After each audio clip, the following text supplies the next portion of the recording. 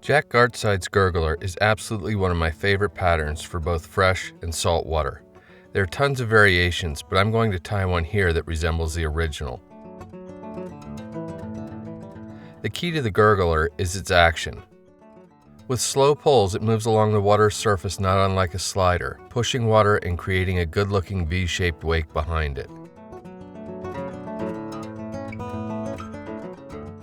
Stripped with a little more authority, it acts more like a popper, creating splash and bubbles.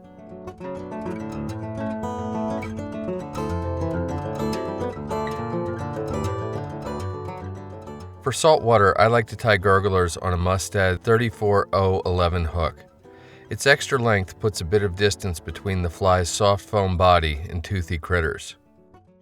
The extra length also makes it imperative that your vise has a really good set of jaws to hold the hook securely. For thread, I'm going to use UTC 140 Denier in red. Start your thread a little more than halfway down the hook shank from the eye and snip off the tag.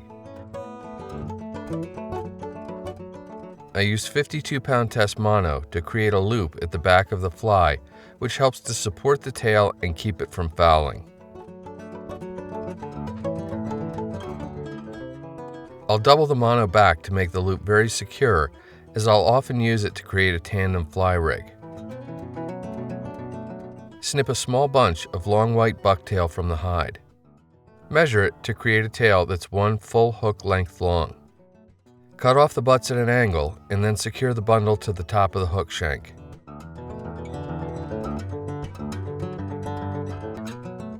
Snip 2 or 3 strands of silver crystal flash from a hank and double it around the barrel of your bobbin. Then move it up and secure it to the top of the hook shank.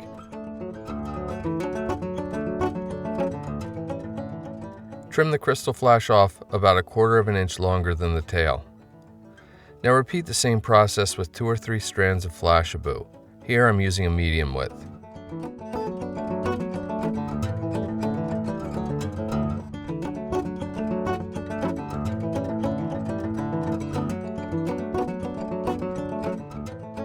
Finally, snip a small bunch of blue deer hair from the hide and measure it to length. Cut the butts off at an angle and then secure it to the top of the hook shank with nice tight wraps.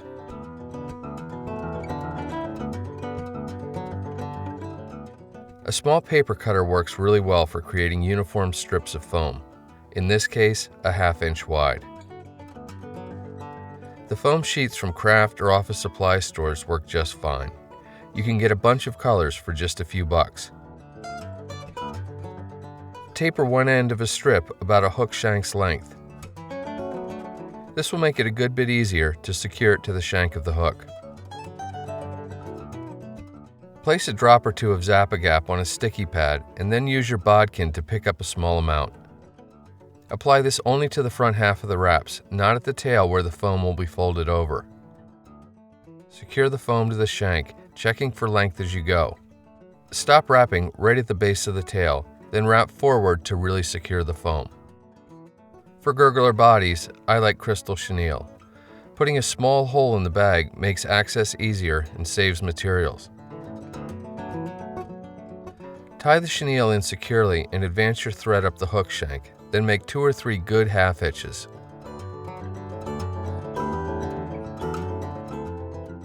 If you have a rotary vise, place the bobbin in the cradle and rotate the vise to advance the chenille up the hook. Secure the chenille with nice tight wraps, but leave some space behind the eye.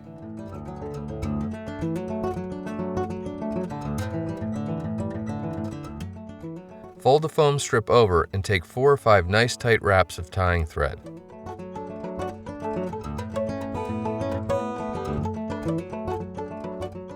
Then fold the front flap back and take more wraps to prop it up.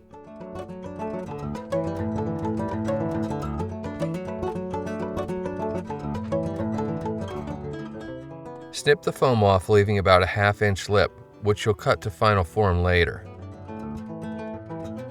From the cutoff piece, snip a 1/4 inch segment.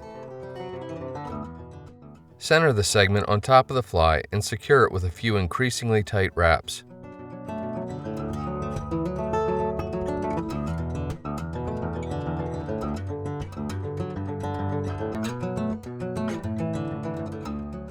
Then return your thread to underneath the lip of the fly, take a few more wraps, and finally whip finish a time or two.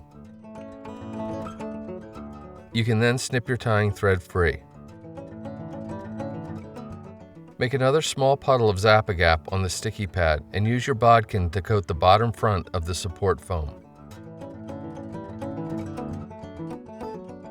Push the lip up to bond it to the support.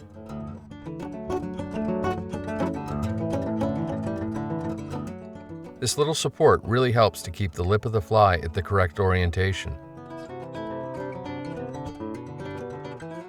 Add another drop to coat the rear part of the support and affix it to the back of the fly.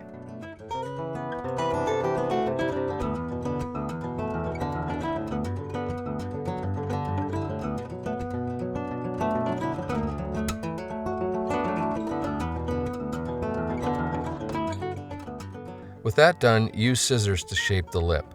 I like circular, but the shape is really up to you.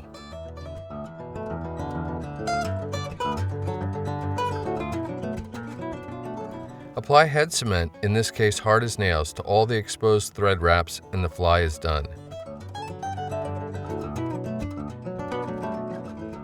As you can see, the lip is well supported and will be more so once the cement dries. Look at this particular tie as a jumping off point. As you can imagine, there are nearly limitless variations of this pattern.